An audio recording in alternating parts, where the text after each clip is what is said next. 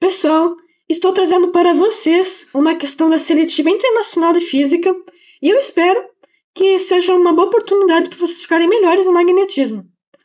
Vou começar. Casca esférica carregada girando. Considere uma casca esférica de raio Rzão com densidade superficial de carga elétrica uniforme igual a sigma, girando com a velocidade angular ômega e sabe-se, isso aqui significa que não é relativístico, porque o fator denominador da velocidade da luz vai ser muito menor que 1, o fator. Então, significa que é um caso clássico. Encontre uma expressão para o vetor indução magnética B no centro da casca esférica. Dê seu espaço em termos de sigma, raiozão, ômega e esse μ0, que usa muito em magnetismo, e eu já vou explicar. Então, pessoal, o que a gente tem que analisar em primeiro momento? Ele quer saber o campo magnético no centro aqui. Só que como que eu vou calcular diretamente um campo magnético de uma esfera? Olha, existem jeitos muito mais fáceis, que é você pensar uma esfera como infinitos anéis carregados, né? Com essa que eu vou chamar de K, vocês já vão entender. Mas antes, vamos entender o que vai estar acontecendo então com cada anel. O que acontece para esse aqui acontece mesmo por esse. Então por isso vamos escrever em termos de senos, de versores, de ângulos, para a gente ter tudo relacionado e aplicar a lei de Biot-Savart com segurança. Então eu vou começar aqui, analisando essa distância aqui. Só que eu vou escrever mais alguns elementos antes, então. Eu vou ter essa distância que a gente já vai calcular. Eu vou pegar aqui, bem aqui da origem e eu vou ligar a um ponto aleatório nesse anel. Beleza.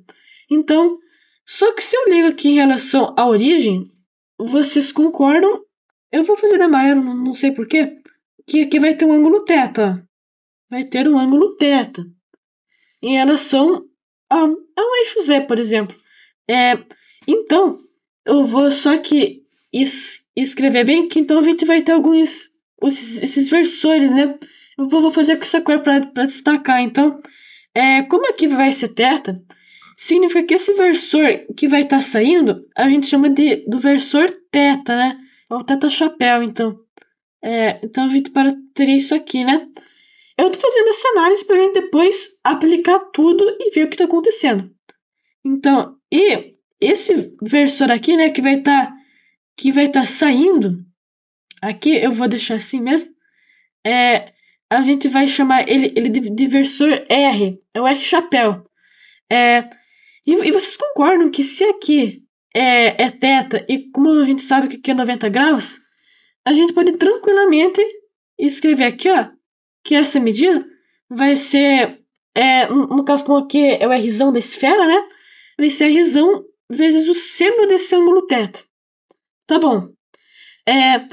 E vocês concordam que como essa esfera tá girando, a gente já vai entender mais pra frente que vai estar agindo vai ter esse movimento de cargas, né? Esse movimento de cargas que vai induzir. Então, eu vou representar isso com uma flechinha. Então, eu vou tentar representar melhor aqui, A gente vai representar assim, Que vocês conseguem entender como se ele estivesse girando, né? Então, eu vou fazer mais ou menos assim, para entender que ele está girando. E só como é só de um anel, a gente tá pensando, eu vou chamar de DI, infinitesimal, né? E a gente pode perceber que, por exemplo, a gente pode pegar um vetorzinho assim e perceber que esse vetorzinho, né, que vai para esse DI, a gente vai ter um dB. A gente já vai entender o que vai estar acontecendo com esse dB. E a gente pode, então, fazer agora, utilizar os outros eixos a nosso favor e a gente projetar eles, né?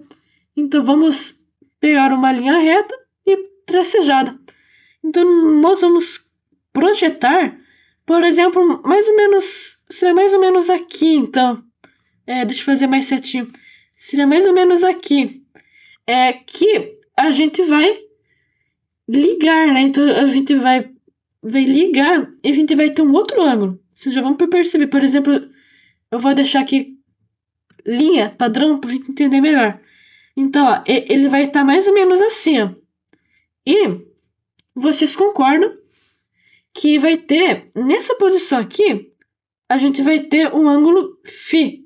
Eu vou representá-los assim, ó, para ficar mais intuitivo o φ, né? Que ele tá indo com essa direção. Então, a gente vai ter o ângulo φ, deixa eu pensar tudo certinho, o versor θ, né? O versor R, essa distância que a gente denotou aqui, R seno de θ, e tem mais algo muito importante, que eu vou até apresentar aqui com um vetor de uma cor diferente. Que esse vetor aqui, ó, vai ser muito importante na nossa análise. Deixa eu fazer ele maior, né? Então, esse vetor aqui, ó, esse eu não quero quebrar o θ aqui, né? Mas dá para entender. Que esse vetor aqui, ele vai ser o vetor velocidade. Que a gente pode perceber que ele está tangenciando, né? E essa velocidade é dada pela velocidade angular vezes o raio. E para a gente ter, pela altura dela, a gente vai multiplicar pelo seno de θ. Então, ômega vezes R vezes seno de θ. Então, essa seria a nossa velocidade. Então, aqui a gente conseguiu ter uma noção do que está acontecendo. E agora a gente vai partir já do princípio dessa nossa análise inicial aplicando a lei de Biot-Savart. Então, a gente vai escrever a sua forma integral. Então, que o dB que a gente vai representar vai ser o μ0. Me corrija se está errado, acho que é permeabilidade magnética no vácuo. Faz tempo que eu vejo esse assunto, mas na Biot-Savart você vai usar o μ0. E você vai dividir isso por 4 vezes o π, multiplicado como vai estar em movimento e é uma corrente que é de superfície, um sigma multiplicado pela velocidade, a gente vai ter o K com um produto vetorial aqui com esse P versor, né? No caso, eu só estou usando ele para representar a distância, vocês já vão entender. E dividido pelo P, essa distância ao quadrado dA, infinitesimal de área da esfera, que eu vou colocar o resultado dele mais à frente. Analise que, se vocês forem perceber em relação a esse diagrama, quando a gente usa essa lei de Biot-Savart, esse P versor é a mesma coisa que menos R versor. Eu já vou substituir isso mais para frente. Sendo que essa distância P tem o mesmo módulo que o raio, tá? E lembrem que esse K, que está associado com a parte superficial, então o K vetor é sigma multiplicado pelo vetor velocidade, né? Em que isso é igual ao sigma, daí a gente já tem um resultado, né? Vezes o ômega, vezes o raio, vezes o seno do ângulo θ. Como a gente está fazendo essa análise, a gente tem que colocar aqui a direção do φ, né?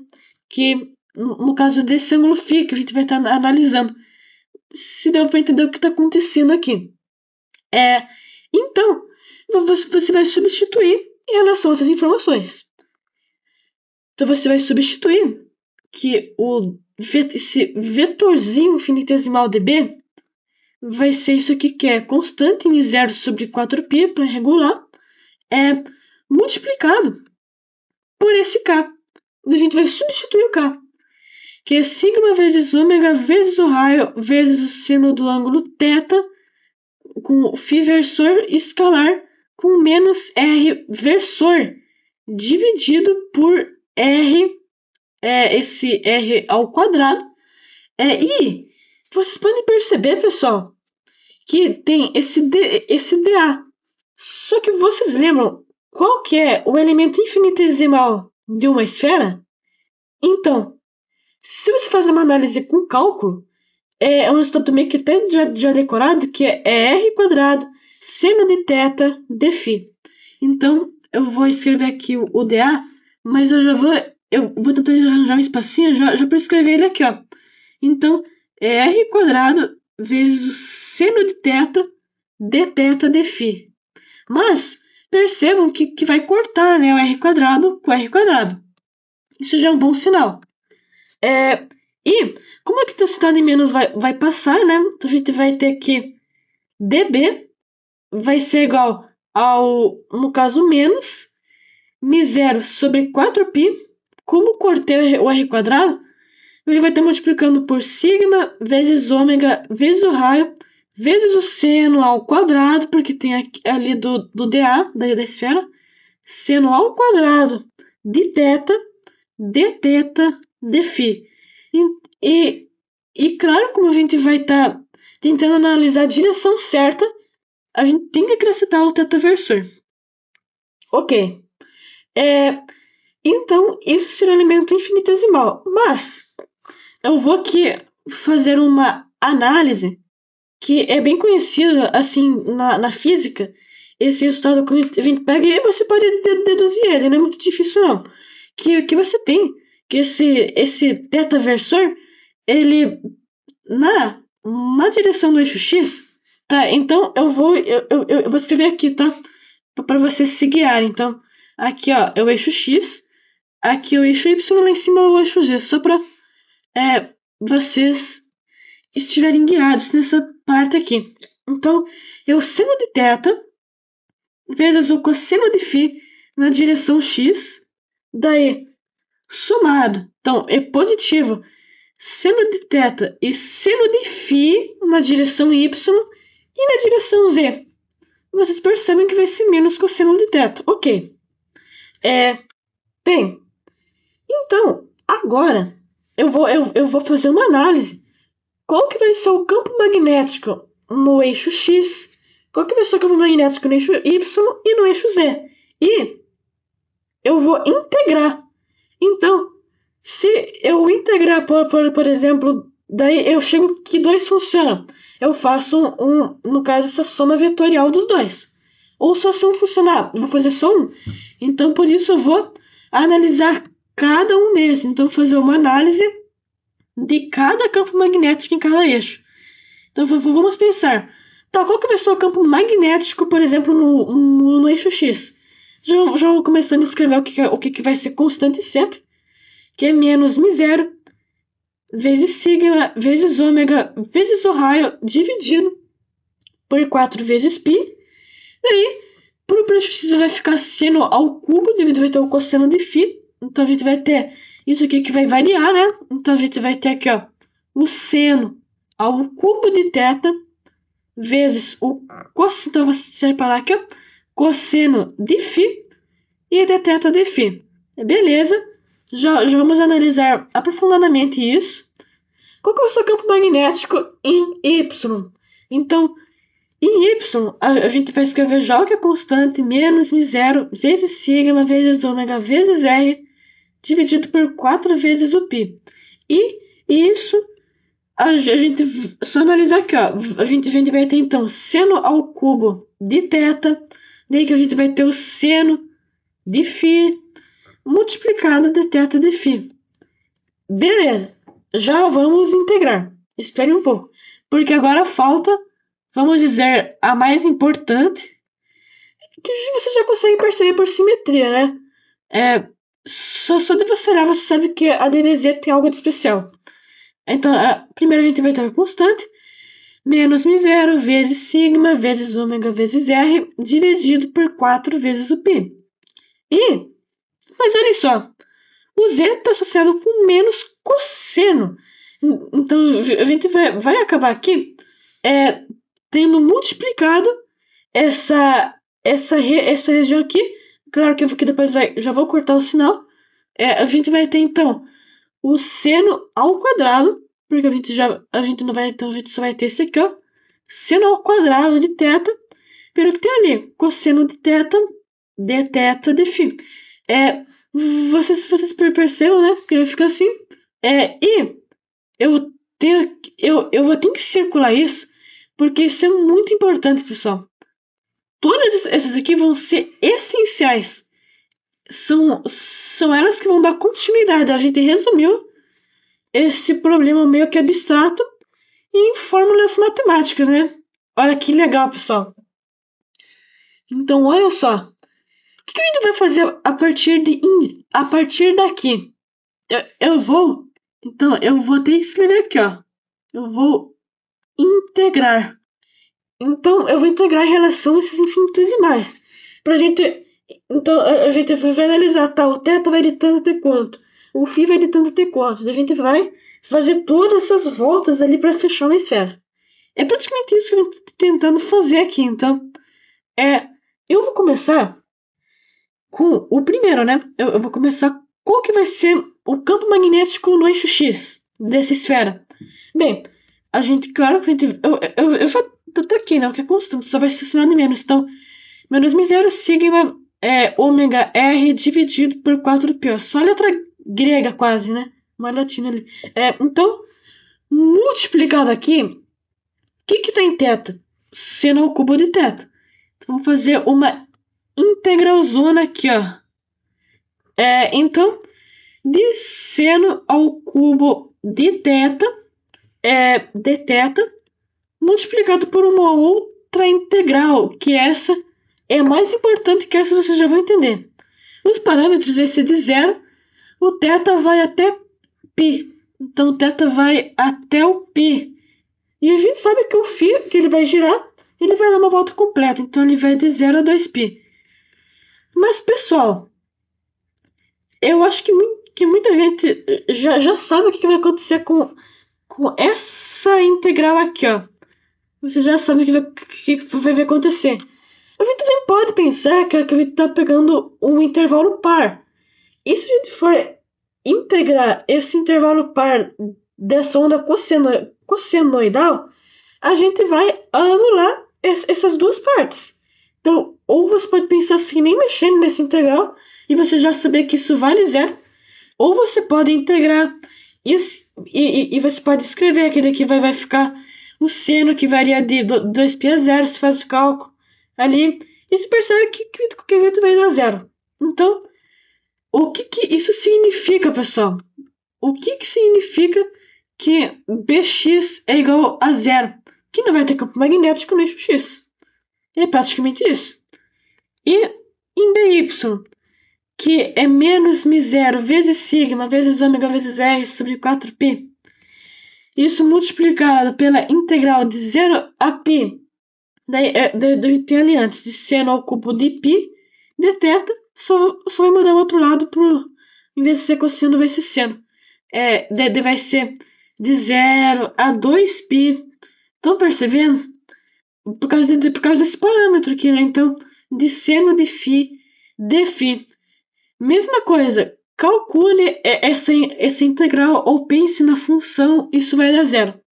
Então, vocês têm que isso aqui vai ser igual a zero. Tá, mas Bx é zero, By é zero. Então, nos resta o Bz. Bem como eu falei, que é o mais intuitivo. Então, o Bz é μ0 vezes sigma vezes ômega vezes R. Positivo, né? Porque eu cortei o menos antes. Dividido por 4π vezes uma integral. Uma integral que está relacionada a θ. Então, só que a gente sabe que o θ varia de 0 até π. Então, varia de 0 até π. Mas olhem só. Eu vou escrever antes e vocês já vão perceber o que está acontecendo.